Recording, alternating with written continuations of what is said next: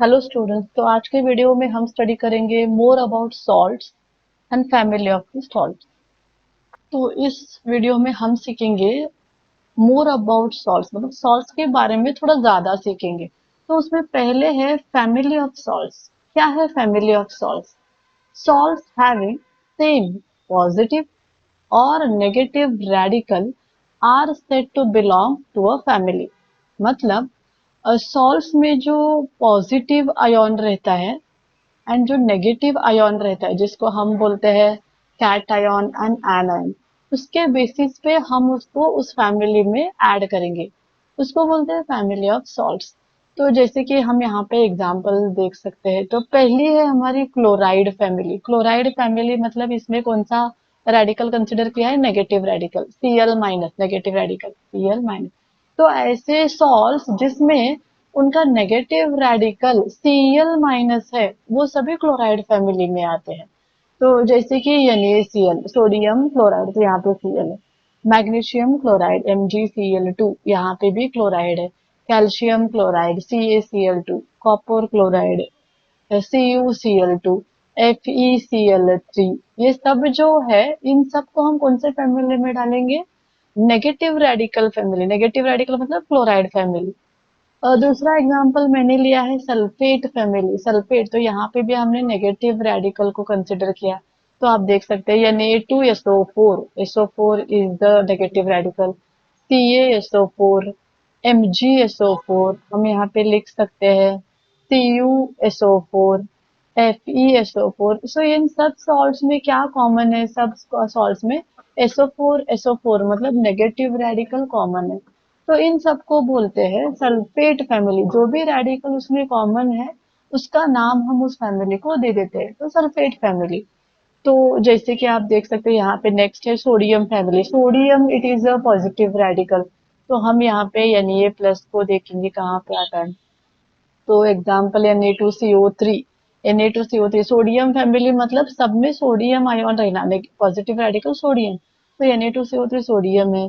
Sodium chloride है, sodium bromide है, sodium sulphate है। अगर आप और चाहे तो NaNO3, सोडियम नाइट्रेट, ये भी ले सकते हैं। तो इन सब में आप देखोगे तो Na इज कॉमन। तो ये सब सॉल्ट्स जाएंगे सोडियम फैमिली में।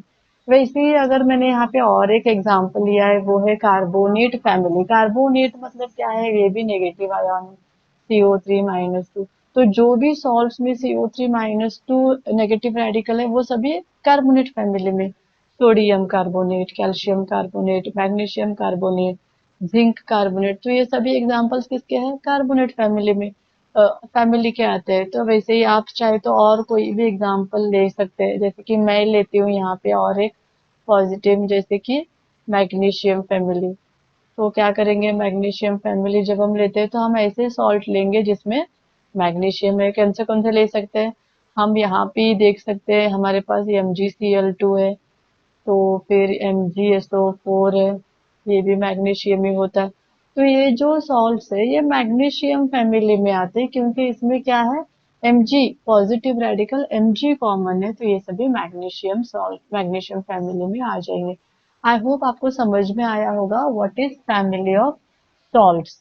मतलब जो भी रेडिकल कॉमन रहता है, वो हम उस फैमिली में ऐड करेंगे। जैसे कि Mg कॉमन है तो मैग्नीशियम फैमिली, अगर सल्फेट क्या कॉमन है तो सल्फेट फैमिली, क्लोराइड आयॉन्स अगर कॉमन है तो क्लोराइड फैमिली, और कार्बोनेट आयन अगर कॉमन है तो कार्बोनेट फैमिली।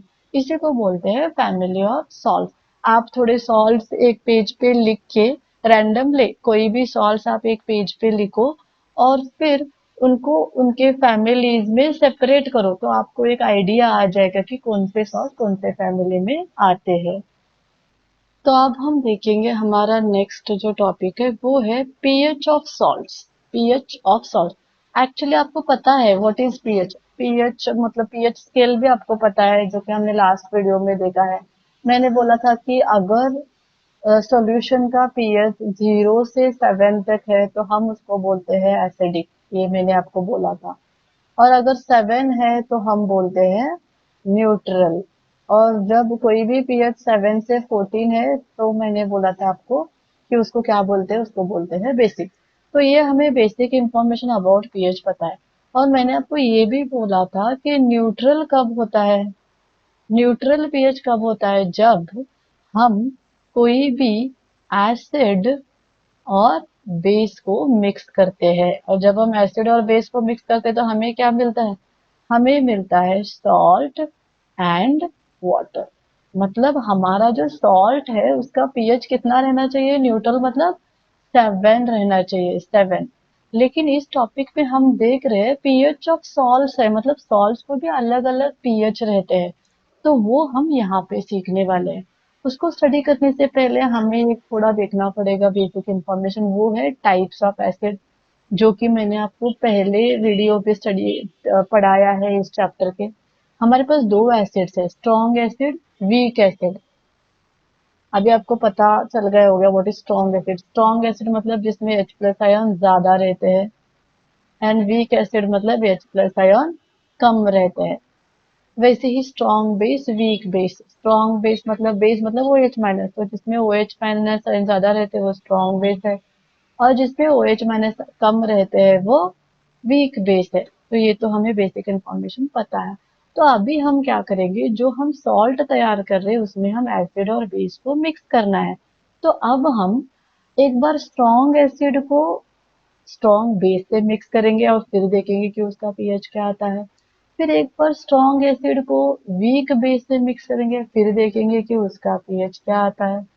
वीक एसिड को एक बार स्ट्रॉन्ग बेस से, वीक एसिड को एक बार वीक बेस से, ऐसे कॉम्बिनेशन करेंगे और फिर देखेंगे कि सभी सॉल्ट्स का पीएच 7 ही आता है क्या। अगर वैसे है तो सॉल्ट्स का पीएच 7 रहना चाहिए, बट अगर वैसे नहीं है तो अलग अलग सॉल्ट्स को अलग अलग पीएच है, उसको हम बोल सकते हैं। तो अब हम यहाँ पे देखेंगे, तो मैंने यहाँ पे एक टेबल लिया है, आप इस टेबल में देख सकते हो।